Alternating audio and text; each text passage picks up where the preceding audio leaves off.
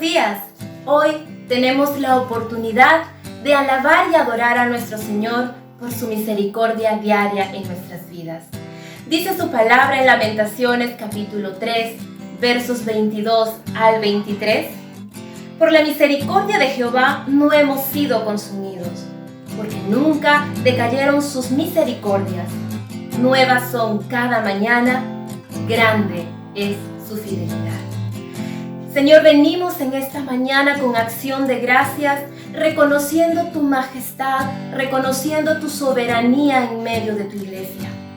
Y queremos, Señor, elevar nuestras alabanzas a ti, declarando que tú eres Rey de reyes y Señor de señores, ante quien toda rodilla se doblará. En el nombre de Cristo Jesús oramos.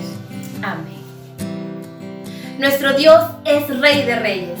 Declaremos que Él es el centro de nuestra vida y de nuestra iglesia.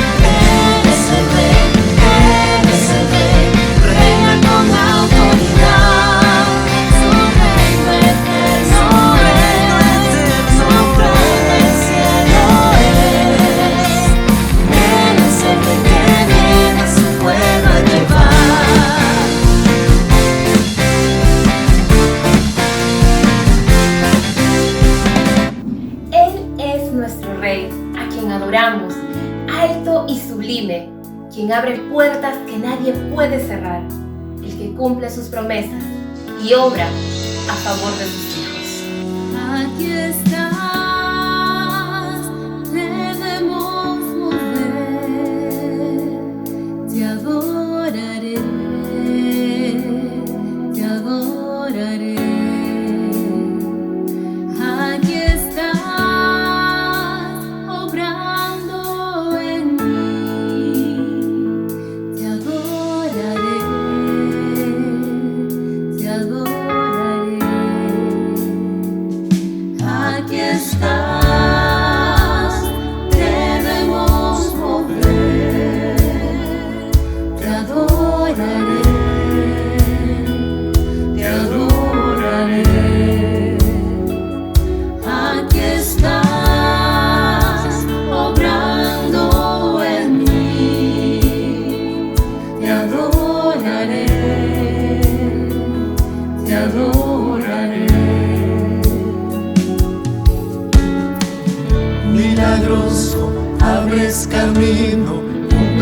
promesas, luz en tinieblas, mi Dios, así eres tú. Milagroso, abres camino, cumples promesas, luz en tinieblas, mi Dios, así eres tú. Aquí estás, sanando mi corazón. Te adoraré, te adoraré. Aquí estás, tocando mi corazón. Te adoraré, te adoraré. Milagroso, abres camino, cumples promesas, luz en tinieblas, mi Dios, así eres tú. Milagroso, abres camino, cumples promesas, luz en tinieblas, mi Dios, así eres tú. Así eres tú, así eres tú, así eres tú, así eres tú, así eres tú, así eres tú, así eres tú, así eres tú.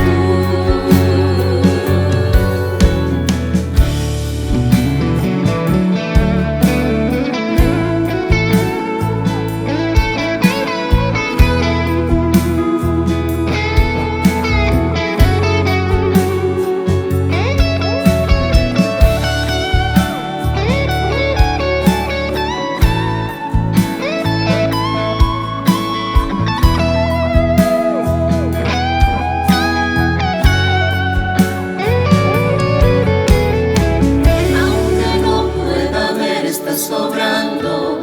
Aunque no pueda ver, estás sobrando. Siempre estás sobrando.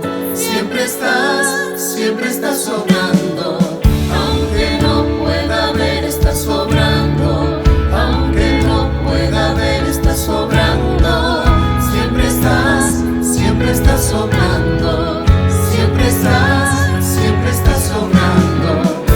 Milagroso, abres camino, cumples promesas, luz en tinieblas, mi Dios, así eres tú. Milagroso, abres camino, cumples promesas, luz en tinieblas, mi Dios, así eres tú.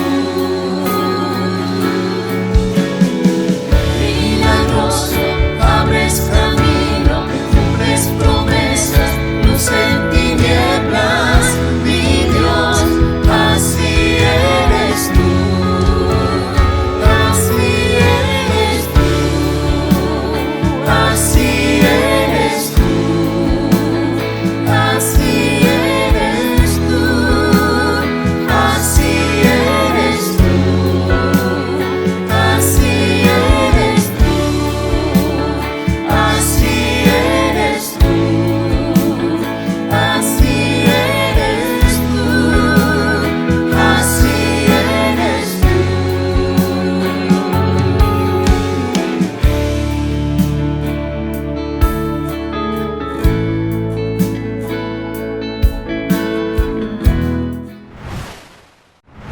Hermanos, muy buenos días. El día de hoy tenemos el tema el reino y la responsabilidad social del cristiano. Y vamos a empezar con una pregunta. ¿Qué es lo que ha permitido que muchos cristianos se resignen a una fe mayormente privada, sin mayor incidencia en el ámbito social? Bueno, igual que un pez que no puede, digamos, decir cómo es el agua, porque es lo único que conoce, Y para obtener una perspectiva, digamos, mucho más amplia, vamos a tener que salir y vamos a necesitar elevarnos lo suficiente como para sacar una fotografía aérea, ¿no? Y poder mirar qué es lo que podría estar pasando. Una posible respuesta a la pregunta radica en el énfasis que los evangélicos, nosotros, ponemos especial énfasis en el evento de la conversión como base única y suficiente para ser cristiano. La conversión es vital, por supuesto, pero a veces nos hemos comportado como si ahí empezara y terminara todo en la vida cristiana. Y esto ha llevado a muchos a una visión radicalmente individualista y privada de la fe. El hincapié en la experiencia personal contribuiría finalmente para muchos que la fe cristiana es un fenómeno fundamentalmente personal, sorprendentemente distanciándose de la realidad social. Lo preocupante de esto es que el cristianismo distanciado, aislado, ya no moldea la cultura, sino empieza a suceder exactamente todo lo contrario. Ser cristiano no es solo cuestión de tomar una decisión por Cristo y asunto terminado. Esta convicción nos lleva a adolecer de lo que hemos llamado o denominado el síndrome de Noé. El gran Noé del Génesis tuvo la oportunidad de un nuevo comienzo, pudo empezar de cero, tuvo la opción de un reseteo social y después del diluvio. Solo quedaron él y su familia. Pero el creyente no empieza su vida desde cero. El nuevo nacimiento se da en el contexto de una sociedad en la que hay estructuras preexistentes. Cuando solo se aspira a una forma intimista, a una espiritualidad solo del corazón, ello nunca alcanzará a responder a los retos sociales y culturales contemporáneos. Necesitamos ser capaces de responder a las cuestiones intelectuales de nuestro tiempo. Algunos históricamente han creído que de lo que se trata es de darle la espalda a la cultura dominante y refugiarnos en una suerte de mentalidad encasillada y así reducirnos a una suerte de subcultura diferente, dispuestos en una actitud como defensiva contra la cultura desafiante. Una vida espiritual que solo es un asunto de experiencia individual, con escaso o ningún contenido cognitivo para dar respuestas, entonces queda corta. Quisiera ofrecerles un ejemplo digno de imitar. Antes de la Guerra Civil Americana, en Estados Unidos, los presbiterianos, una denominación protestante de los Estados Unidos, fueron activistas, entusiastas, y antes de que la guerra empiece, ya habían establecido 49 universidades en el país. Y algo interesante de este artículo que estaba leyendo es que se consideraban ellos misioneros al intelecto estadounidense. ¿Qué podemos hoy nosotros aprender tomando en cuenta, digamos, este ejemplo de estos misioneros al intelecto? Creemos que negarnos a repensar hoy las creencias y las corrientes de pensamiento nos hace impotentes de verdad para criticar y contrarrestar los nuevos supuestos que aparecen en el horizonte cultural de nuestro momento. No se trata esencialmente de incentivar controversias, tampoco de hacer una suerte de competición sobre quién da más datos científicos en su argumentación, en un debate, sino centrarnos en los supuestos sobre los que se fundamentan estas opiniones hoy en boga y contrastarlos con la palabra de Dios. Si no hacemos nosotros este trabajo, podríamos fomentar una especie de pereza intelectual. Terminaremos asumiendo que la dura tarea de defender nuestras creencias básicas es una pérdida de tiempo, pues estos son innegables y evidentes por sí mismos, no necesitan ninguna demostración. Entonces huiremos. La palabra clave para muchos cristianos históricamente ha sido huir. y huimos así del ámbito público. La fuga mundi, como se conocía en los del medioevo, es una huida para un aislamiento de las costumbres mundanas, pero esto no es una verdadera responsabilidad social. El mundo cristiano se ha conformado a la idea de que la religión es una experiencia emocional privada, en tanto que la rama académica ha reforzado la idea de que el conocimiento científico-social es neutro, es autónomo, no depende de nada y está en una suerte de espacio aséptico, una burbuja libre de toda contaminación y de ninguna cosmovisión ideológica. Los ideologizados podríamos ser nosotros. Por esta razón, hoy lo religioso ha sido expulsado del ámbito público y ha sido arrinconado al ámbito privado. ¿Cuál es el resultado de aceptar esto y de no ser responsables socialmente? Los creyentes individuales se ven necesitados de habitar en una suerte de dos mundos separados, para luego sobrevivir usando como un switch, ¿no?, para cambiar de un lado al otro a través de este dualismo moderno, mundo, iglesia, lo espiritual, lo material. Para mi vida privada me pongo en modo cristianismo, pero para el ejercicio profesional, negocios y todo lo demás, entonces me pongo en modo preparación académica. Entonces, aquí lo que necesitamos es tener, digamos, un nuevo sentido de la verdad. Lo que a continuación quiero decirles, avanzamos, es que el primer paso para conformar el intelecto a la verdad de Dios es morir a una apetencia de respeto, de quedar bien con los demás. Conocer la verdad realmente tiene un sentido como primer paso, pero vivirla, porque los cristianos, decía Martín Lutero, abrazan la teología de la cruz, no una teología de la gloria. En Génesis 1:27, allí encontramos, se nos enseña que el hombre es imagen de Dios, porque a diferencia de los demás seres creados, es una criatura respondente y responsable también. El hombre es capaz de responder, puede ser interpelado y también puede ser responsable de su respuesta.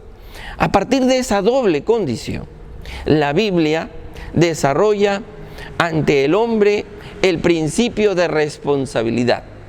En primer lugar, responsables ante Dios, quien nos llama y nos dice como en el Edén: ¿dónde estás tú? Que oigamos su voz y salgamos a su encuentro, o que por el contrario nos escondamos por causa del miedo. Génesis 3:10 nos dice esto. Revela el modo en que respondemos a esa responsabilidad para con Dios, bien en obediencia o bien en rebeldía. En segundo lugar, somos responsables ante el hombre porque lo somos ante Dios.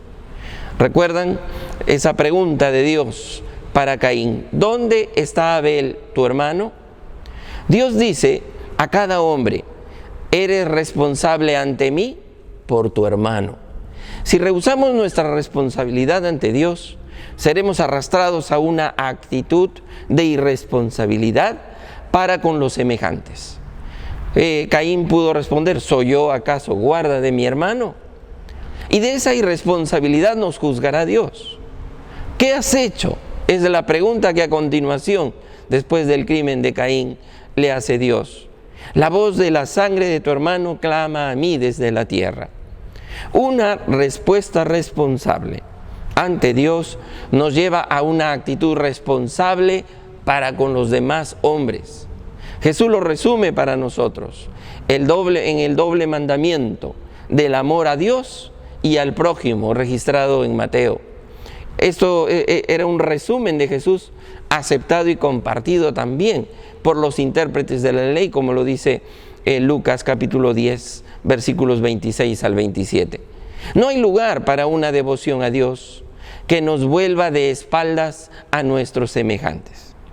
La responsabilidad es uno de los nombres del amor. Recuerde bien eso, la responsabilidad es uno de los nombres del amor. Amor no es solamente un sentimiento que puede ser fugaz, sino un compromiso de la voluntad a favor del otro. Ser responsable significa ser capaz de responder y estar dispuesto a hacerlo. Los cristianos no podemos ser irresponsables y deshumanizados como Caín. Somos hijos de Dios, llamados a vivir en amor, responsables para con Dios y para con la sociedad, nuestros semejantes. Hay quienes, instalados en su cosmovisión naturalista, atea por supuesto, en muchos de los casos, consideran al ser humano como si tan solo se tratase de unos cuantos kilos de carne y hueso, con algo de actividad cerebral. Pues, ¿sabe qué? Desconocen que hay un yo distinto del cerebro, subyacente a él, y que sin estos estados de conciencia o autoconciencia realmente no habría la posibilidad de aquello que llamamos razonamiento, ideas autogeneradas, la revisión de nuestros propios juicios. No tendría sentido hablar de libertad, mucho menos de responsabilidad social. Increíblemente, hoy atribuimos a las máquinas aquello que corresponde a la esencia del ser humano, como cuando sin darnos cuenta hablamos de la inteligencia artificial, lo cual verdaderamente es una contradicción, porque la palabra inteligencia, que viene del latín interlegum, es esa capacidad que solo los humanos tenemos, que nos permite captar la esencia de las cosas. O como cuando decimos, ¿no?, ¿qué memoria tiene nuestra computadora? Pero realmente la computadora no tiene memoria, solo son impulsos eléctricos. Es como cuando guardamos archivos en una habitación, de ninguna manera podríamos decir qué memoria tiene esa habitación. Noam Chomsky, un gran lingüista, hace un ejercicio interesante para ver cómo funciona la mente humana en un partido de ajedrez y cómo funciona una computadora. Es otra cosa totalmente distinta. Y si son dos cosas totalmente distintas, entonces lo lamentable de esta época es que está logrando o llegando a antropologizar las máquinas, por un lado, y están mecanizando al hombre.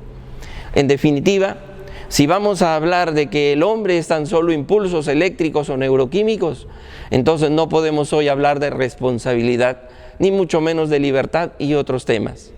Si al hablar del hombre solo hablamos de materia, es imposible hablar de moral, de estética, de ética, ni siquiera de política. Es imposible todo aquello que nos hace distintos de los animales. El ser humano no puede ser reducido a la materia sustraída de la conciencia o del alma, de la voluntad o del libre albedrío. Hoy, ante tantas antropologías de ficción y de construcción social, necesitamos mirar la palabra de Dios para retornar a una antropología realmente humana. Hay una esencia humana que no podemos negar. Ahí está la imagen de Dios. Usaré una parte de la estructura de los 10 mandamientos para entender el ámbito de nuestra responsabilidad social.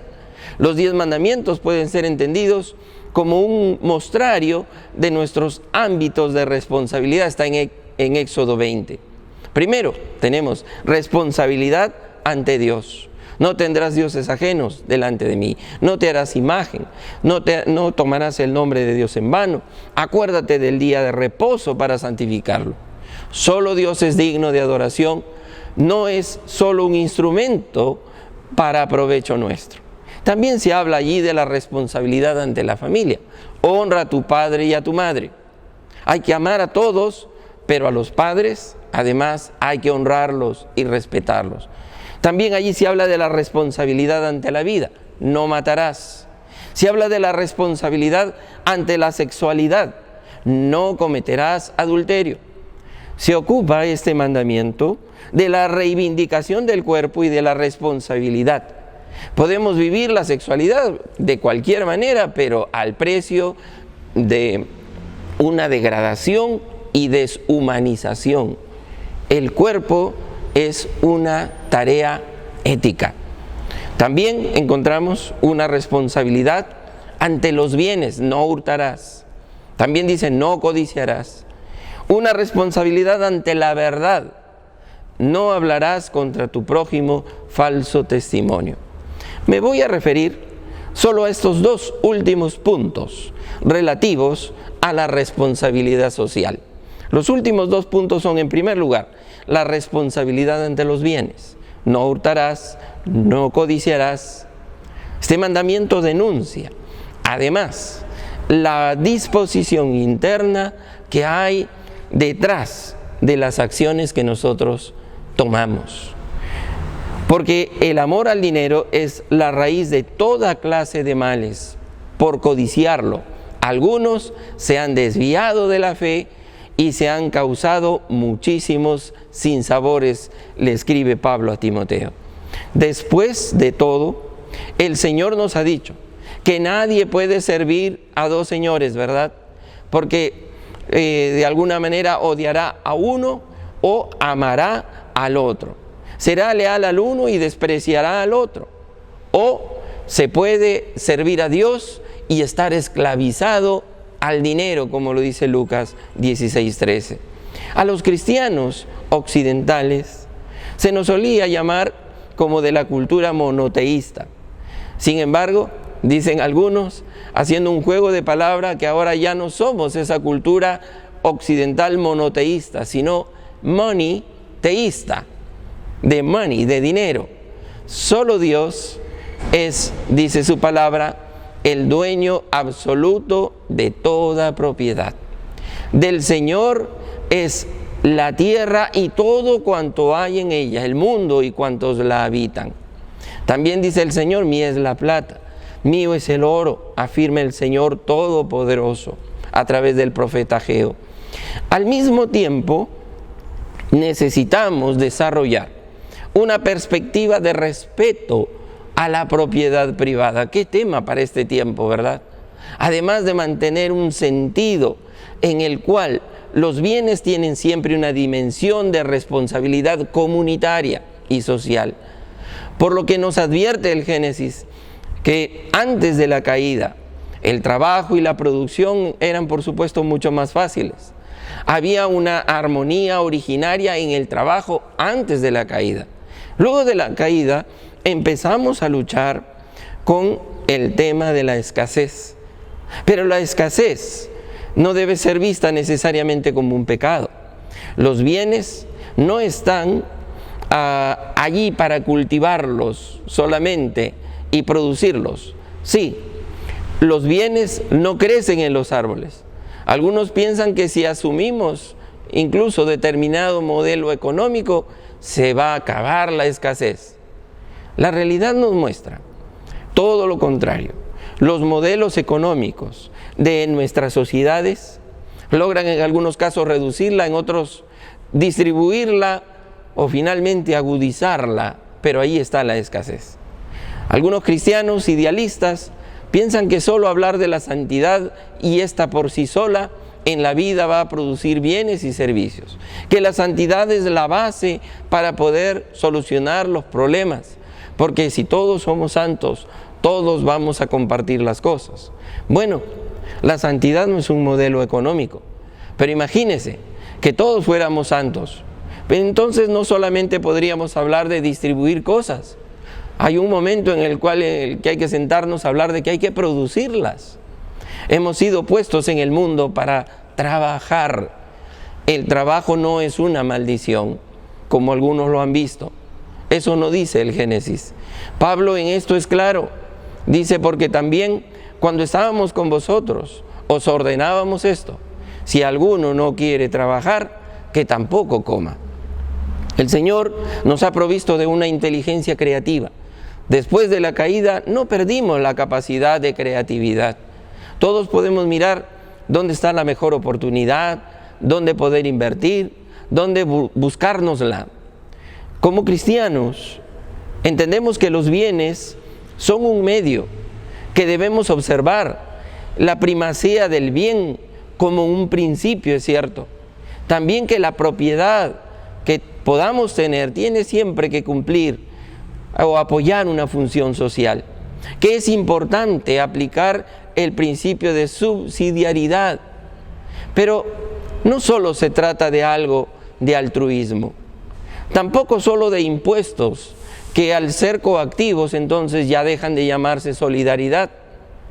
Tampoco de quienes han decidido vivir haciendo obra social con el dinero de otras instituciones o de otras personas y no con el propio.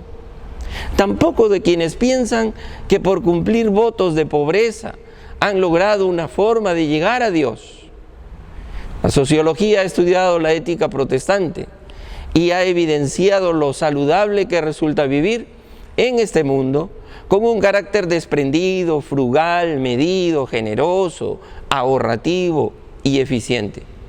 A veces Dios te llama a desprenderte de algo, pero Dios también te puede llamar a la vocación empresarial y allí puedes servirle a la sociedad.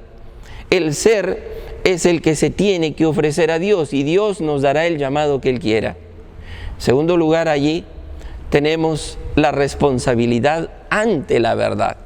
Así como tenemos otras y muchas responsabilidades, esta es muy importante, sobre todo hoy. No hablarás contra tu prójimo falso testimonio. La verdad completa es un arma poderosa. La media verdad es mentira y media. Vivir en la verdad para con el prójimo es lo que Dios quiere. El político, y no quiero hablar peyorativamente del político que per se se le cataloga como un corrupto, no quiero hacer esa generalización, pero el político generalmente es un cazador de votos y su discurso se maneja entre los parámetros del clima de opinión, ¿no?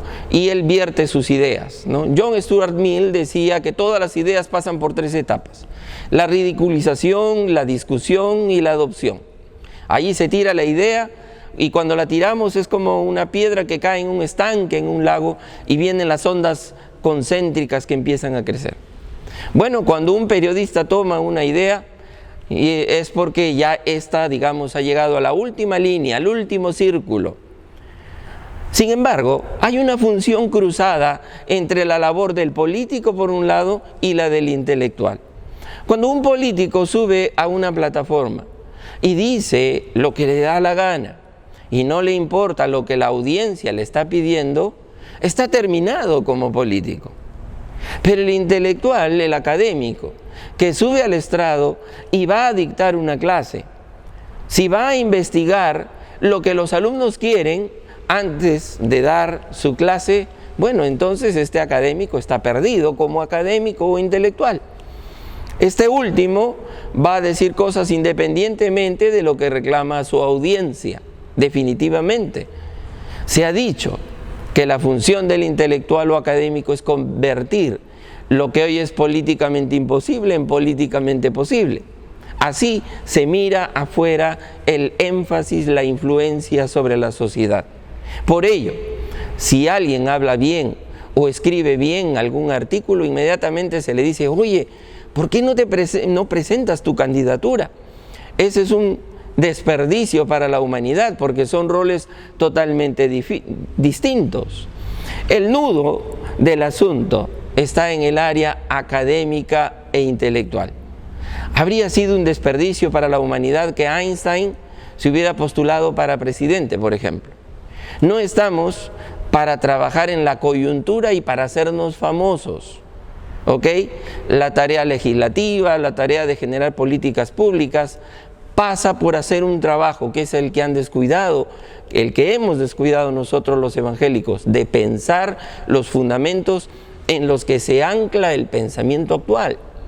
Una de las personas que mejor ha entendido esto, fíjense ustedes, viene de las canteras del socialismo y de la izquierda, como es el señor Antonio Gramsci. Parafraseándolo, lo que él dice es lo siguiente: tomemos la cultura y la educación y el resto se dará por añadidura. Ese es el pensamiento de él. Él consideraba que el cambio no radicaba en tirar bombas o metralletas, sino que este era un problema de las cejas para arriba. ¿no?, de la materia gris, es influir en el debate de ideas. Y aquí hago un llamado a nuestra juventud cristiana. Necesitamos prepararnos para influir en el debate con ideas. Necesitamos discernir las tendencias patológicas en medio de lo que hoy se denomina una sociedad tribalizada, que está por tribus, digamos, enfrentadas, que generalmente terminamos abonando a teorías críticas que enseñan el odio. A veces no nos damos cuenta, pero ya hemos empezado a metabolizar algunos discursos de afuera. Por ejemplo, empezamos a darnos cuenta que desplazamos nuestra responsabilidad individual y la convertimos en una responsabilidad colectiva, debido a que somos miembros de un colectivo que nos define como tales. Entonces, si estás en un colectivo con una posición de privilegio, te ganaste la categoría de ser un opresor de los otros. O si estás en la categoría de un colectivo de víctima, ello te redime y te eleva a una posición de autoridad moral y de juez sobre los otros colectivos. Entonces se usa todo un aparato lingüístico, sociológico. Fíjense ustedes, sin percatarnos que detrás hay una serie de proyectos políticos, dentro del esquema de que la verdad no existe y que es relativa y que todo sería una construcción social. Entonces vamos en pos, no nos damos cuenta y entramos y surge un clima victimista. De pronto somos víctimas de los españoles, de los yanquis, de los chilenos, de nuestros padres, somos víctimas de la iglesia opresora, y sin darnos cuenta que esto a la larga genera inseguridad y baja autoestima en las personas. Viene el pánico a tomar riesgos, de pararnos y decir, bueno, si la sociedad va por allá, yo no tengo que ir por allá, yo tengo que ir por donde dice la palabra de Dios. Ahí les pongo una foto que habla más que 1000 palabras. Todo un montón de gente saludando a Hitler y solo una persona decidiendo no hacerlo. Estas teorías que estamos viendo hoy son un fin en sí mismas. Y si las premisas no son compartidas por todos, entonces estás tú ejerciendo alguna violencia sobre ellos. Esa es la charlatanería tribal a la que también nosotros podemos subirnos tratando de defender una especie de tribu, y esa no es nuestra responsabilidad social. Una revolución cultural que está teniendo lugar en nuestras narices, queridos hermanos, que ha instalado una suerte de corrección política sobre nuestro lenguaje y que busca que a través del Estado y de las leyes se reprima a aquellos que tengan opiniones distintas, y eso va avanzando en la sociedad. Ahí tenemos una gran responsabilidad social. Ya no hay libertad de cátedra. Los Oscar están influenciados, la entrega del Oscar, la pintura, puede terminar todo esto fragmentando la sociedad, llevándonos a futuras guerras encarnizadas, batallas civiles. La política ha pasado a ser una suerte de un binomio amigo-enemigo, dos categorías, punto. Todos enfrentados. ¿Alguien gana con esto? Los puentes y vasos comunicantes se están rompiendo. Polarización creciente en la ciudadanía. Yo podría pedir una censura, como lo han hecho algunos ya en las redes, sobre la película El Rey León, que seguramente varios de ustedes han visto, porque dicen que representa una estructura social, patriarcal, discriminadora, porque en esa película hay animales de mayor jerarquía que otras. Pues ya ni siquiera Simba puede ser visto con los ojos de inocentes, con los ojos de los que nacimos antes de las redes sociales y tuvimos la suerte de tener una infancia sin celular, porque algunas ventajas tuvo, además de otras desventajas, por supuesto. Estamos ante una especie de tiranía cultural ejercida, que está ganando restricciones legales, pero es una realidad sociológica que tenemos que afrontar. Ahí está nuestra nueva responsabilidad social. Hoy sabemos que los que hablamos en público, Sabemos que cuidarnos, hoy se trata de cuidarnos 10 veces más que hace 10 años. Porque estamos, como decía alguien, estamos caminando como sobre huevos. Cualquier reacción en las redes sociales, que son los filtros a los que tenemos que adscribirnos hoy. Esta corrección política es derivada de ideologías de censura y autocensura que podemos hacer nosotros mismos, por temor, por miedo a veces. Dejamos de plantear ideas bíblicas, cristianas, incluso planteadas por la ciencia, por el miedo a lo que es peor, ¿no? También no podemos subirnos al carro nosotros mismos a arruinarle en las redes la reputación a alguien porque dijo algo o porque salió de los parámetros de la corrección política.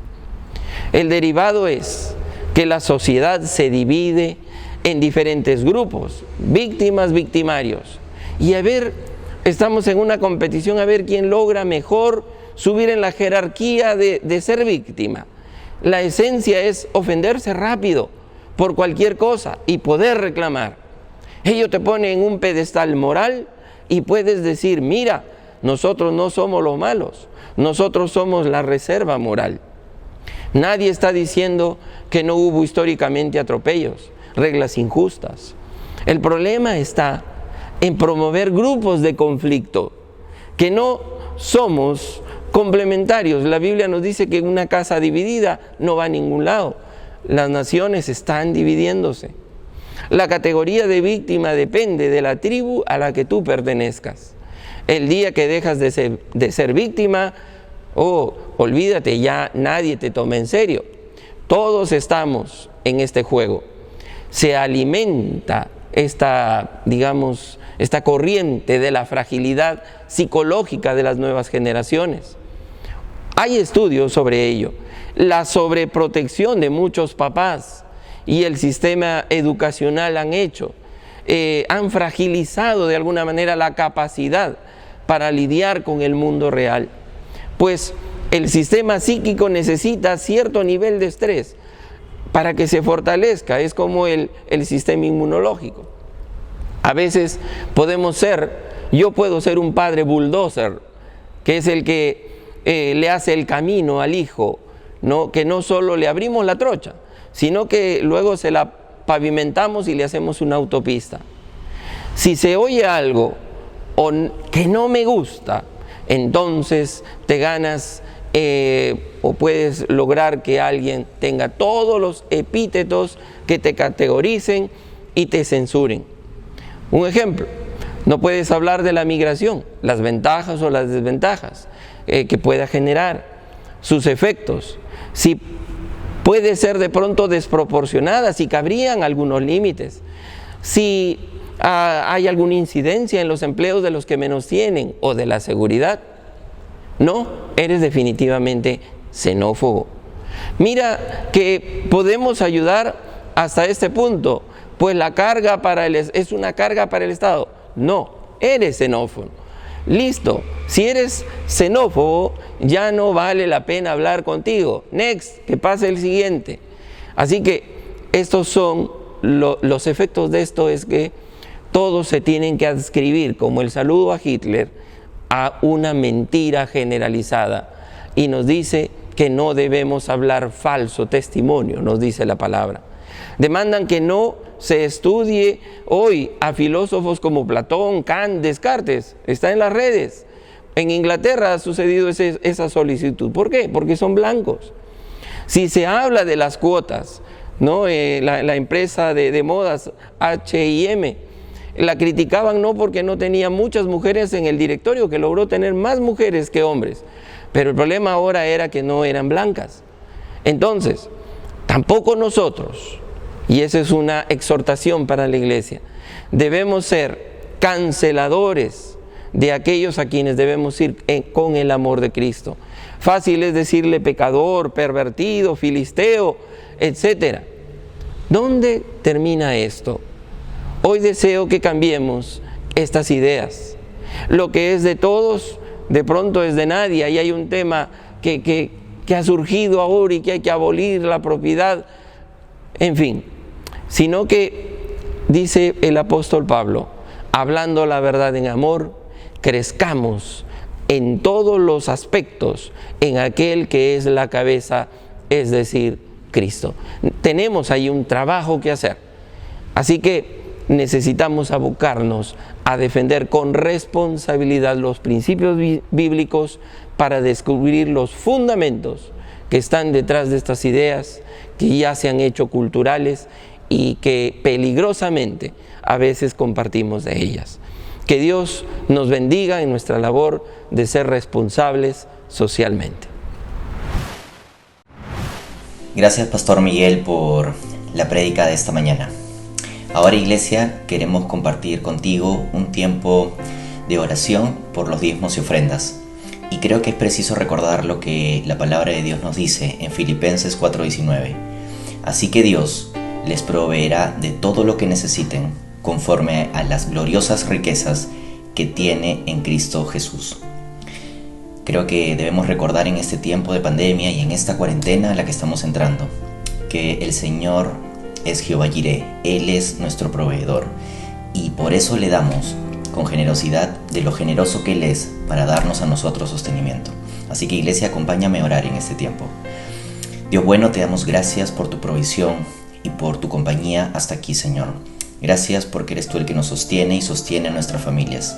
Te adoramos, Señor, y te bendecimos. Y te damos gracias por el trabajo y por toda la provisión que tú nos das.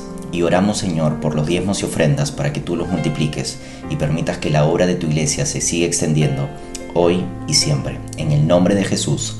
Amén. Ahora sí, Iglesia, seguimos con la parte final de nuestro programa.